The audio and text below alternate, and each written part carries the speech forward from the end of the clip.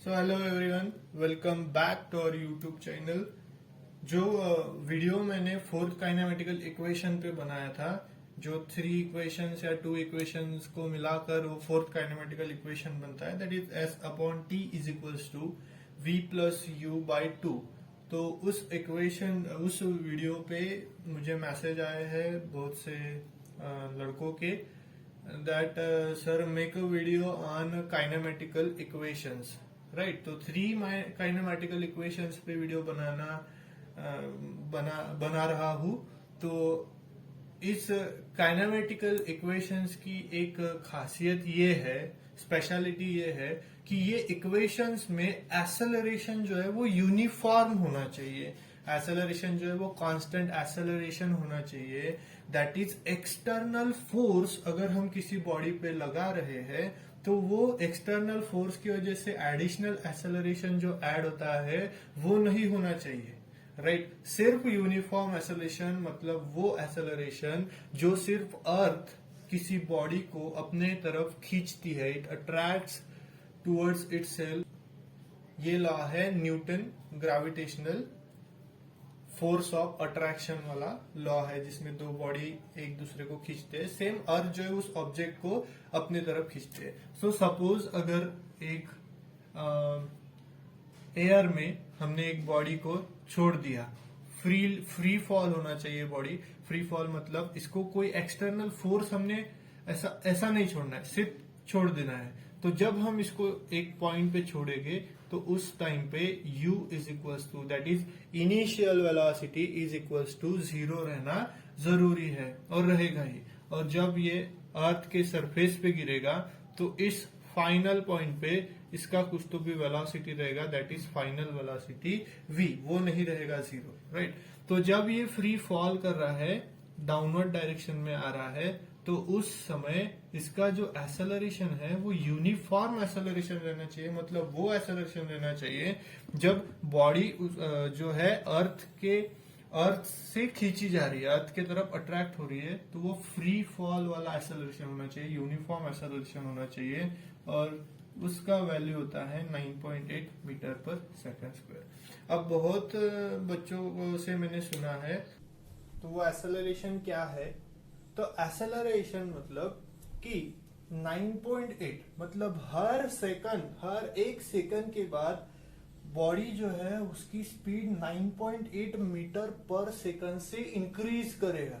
हम इस मीटर पर सेकंड को मीटर पर सेकंड इंटू सेकंड, मतलब हर सेकंड ये जो अपनी स्पीड है वो मीटर पर सेकंड 9.8 मीटर पर सेकंड से इंक्रीज करेगा। इसका मतलब एक सेकंड बाद ये जो बॉडी है वो इतना कवर कर रही होगी 9.8 मीटर, फिर दूसरे सेकंड में फिर से उसकी स्पीड बढ़ के 9.8 प्लस 9.8 मतलब दूसरे सेकंड में वो कवर करेगी 19.6। तो इस हिसाब से एक्सेलरेशन का मीनिंग होता है। तो ये जो यूनिफॉर्म एक्सेलरेशन होना चाहिए, उस यूनिफॉर्म एक्सेलरेशन को इस काइनेमेटिकल इक्वेशन में बहुत ज्यादा इंपॉर्टेंस है।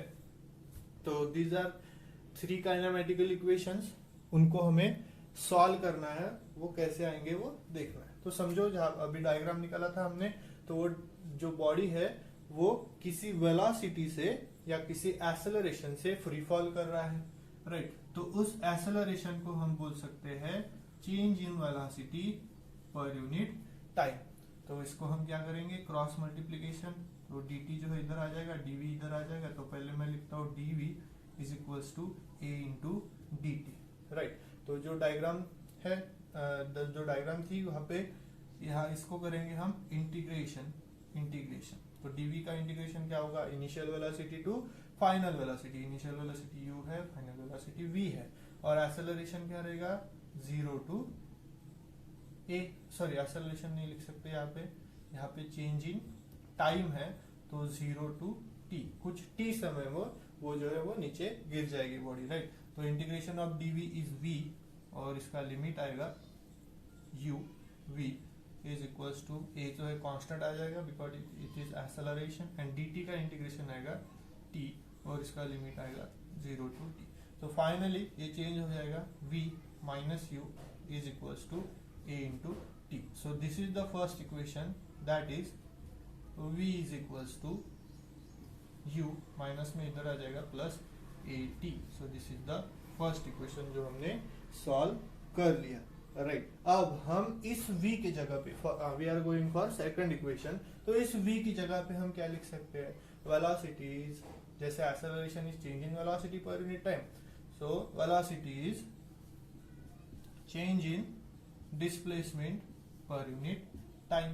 तो हम इक्वेशन 1 में पुट कर देंगे, पुट इन इक्वेशन 1 क्या मिलेगा हमें, यहां लिखते हैं देयरफॉर इक्वेशन 1 बिकम v की जगह आएगा ds upon dt is equals to u plus at। तो अब dt को इधर मल्टीप्लाई करेंगे, therefore ds is equals to u into dt separate multiplication and at into dt। अब इसको करेंगे integrate, so integration of ds, u common, sorry u constant है and t into dt, sorry इसको ऐसा लिखेंगे integration of t into dt। Right, तो integration limit क्या आएगी, डिस्टेंस 0 से s तक बढ़ेगा, टाइम 0 से t तक बढ़ेगा और फिर से टाइम 0 से t तक बढ़ेगा। Right, so 0 to s integration of ds is s, limit आएगा 0 to s is equals to u constant, u की वेलोसिटी जो कांस्टेंट रहेगी।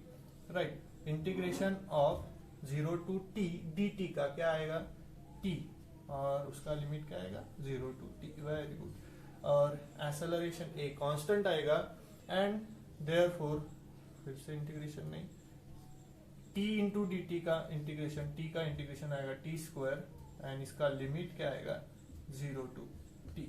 सो final answer will be s is equals to ut, t minus 0 t रह जाएगा plus a t square minus t 0 square, 0 square तो 0 ही आता है and this is the second equation. Right, this is the second. So फिर से यही use करेंगे हम, that is v is equals to ds upon dt, और ds अपॉन dt को हम dv से मल्टीप्लाई एंड dv से डिवाइड करने वाले, dv तो कैंसिल हो जाता है, तो इक्वेशन सेम रहेगा, डायमेंशनली भी सेम रहेगा और यूनिट से भी सेम रहेगा। So v is equals to ds upon, rearrange करेंगे, dv यहाँ पे लिखेंगे because it is in multiplication, we can do this, and dv upon dt लिखेंगे। राइट, और क्योंकि हमें पता है ये सब क्यों किया, क्योंकि dv upon dt is acceleration, exactly dv into acceleration. So हम dv को v के तरफ ले जा सकते हैं because it is in divide, it will go on left hand side and it will convert to multiplication. Therefore ये हम थोड़ा मिटा देते हैं और थर्ड इक्वेशन बनाना है, तो v into dv is equals to a into ds, yes a into ds। Now फिर से इसको करेंगे इंटीग्रेट।